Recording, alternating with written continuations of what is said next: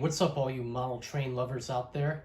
This is Real Chief and welcome back to a very special review video here on my channel.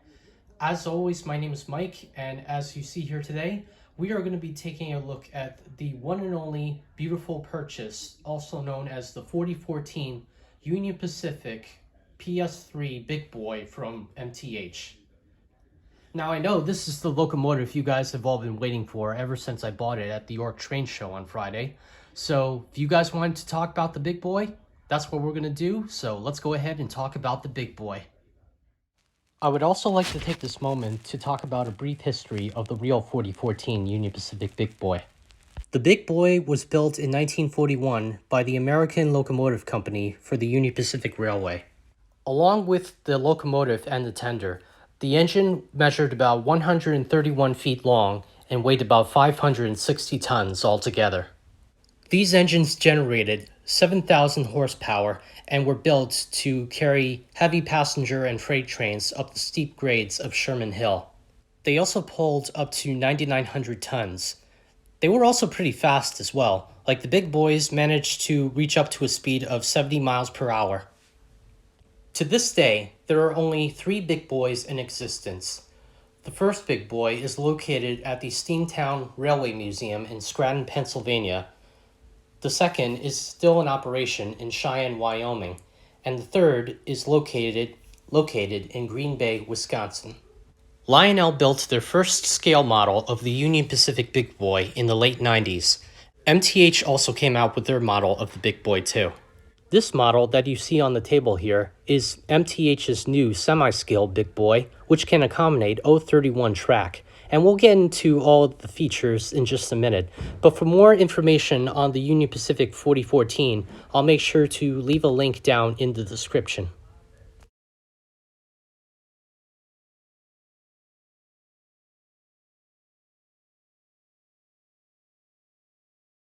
On the front of the boiler here, we have this very nice decorated gold bell, which you can swing back and forth like this.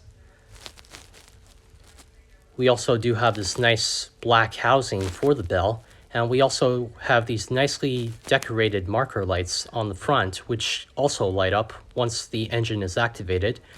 We also got some nice handrail features. We got the nameplate in the front, and we also have the marker light, which has the 4014 number board on each side. We also have the builder's plate from the American Railroad Society. We also got this nice black handrail on each side of the boiler. The smoke box is also painted gray, which adds a very nice touch. We also have a operating smoke unit here at the top with 2 holes, which is pretty accurate to the real Big Boy.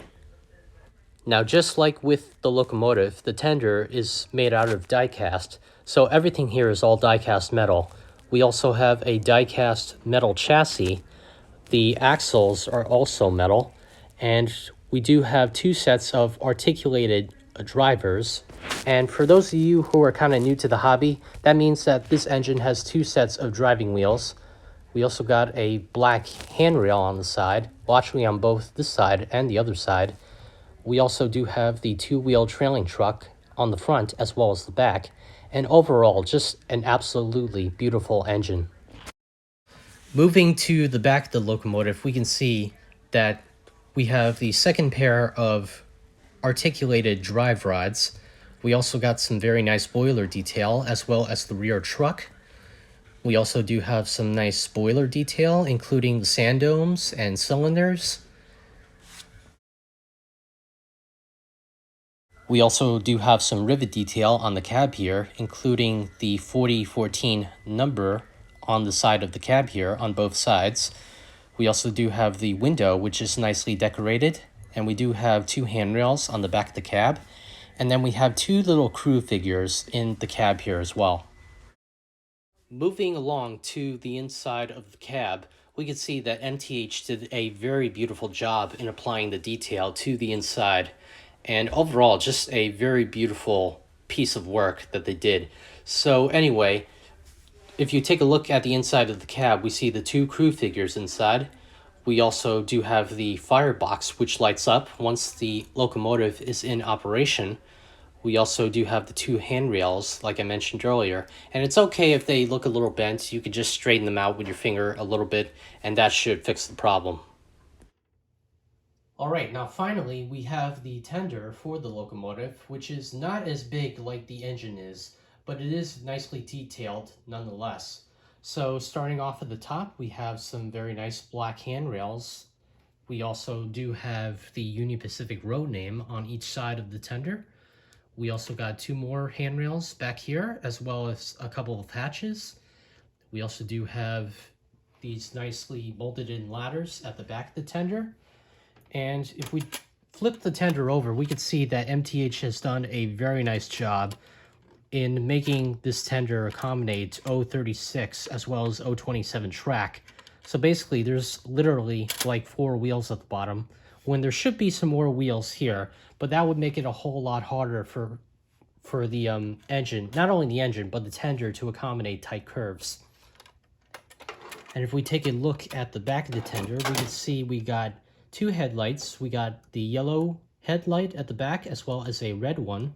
We also do have the Union Pacific 4014 road name at the back. We also do have the operating coupler, which is also a nice touch.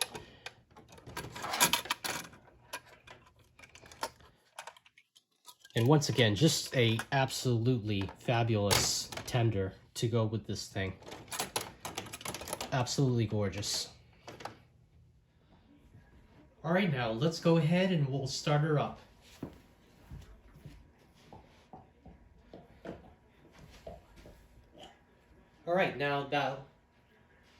So now that everything is out of the way here, let's go ahead and we'll start her up on the layout and we'll see how she operates.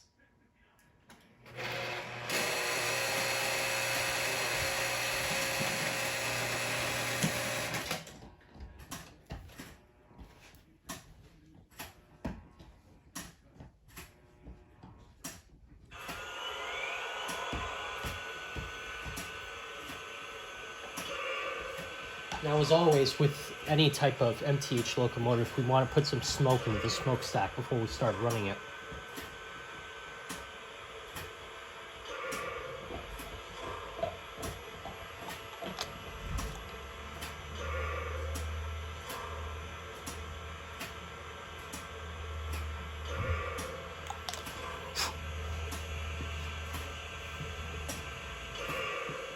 Let's go ahead and check out the whistle.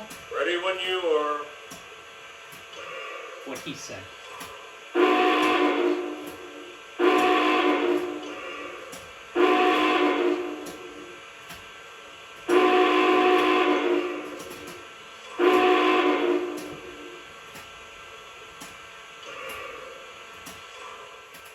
Okay, now let's go ahead and check out the bell.